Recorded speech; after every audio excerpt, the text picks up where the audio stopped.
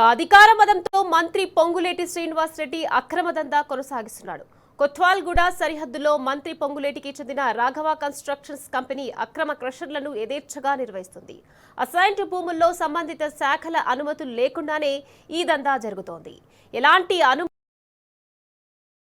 పరిశీలించేందుకు బీఆర్ఎస్ నిజ నిర్ధారణ బృందం ఇవాళ క్షేత్రస్థాయిలో పర్యటించనుంది.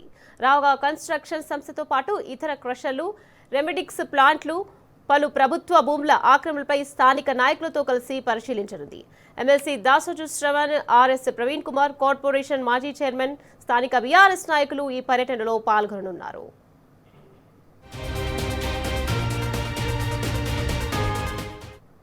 ప్రస్తుతం రాజేంద్రనగర్ రెవెన్యూ పరిధిలోని మానస హిల్స్ నుంచి రాళ్లను తీసుకొచ్చి క్రషింగ్ చేస్తున్నారు. దాంతో దిగువనున్న హిమాయత్ సాగర్ జలాశయం పరిసరాల్లో ఉన్న గ్రామాలన్నీ దుమ్ముతో కమ్మేస్తున్నాయి. ఈ ప్రాంత వాసులు అనేక అనారోగ్యాల బారిన పడుతున్నారు. అధికారులు ఈ క్రషర్లపై ఎన్నిసార్లు ఫిర్యాదులు చేసినా పట్టించుకునే నాదుడే లేడు. ఈ నేపథ్యంలో బీఆర్ఎస్ బృందం క్రషర్ కంపెనీలను పరిశీలించనుంది.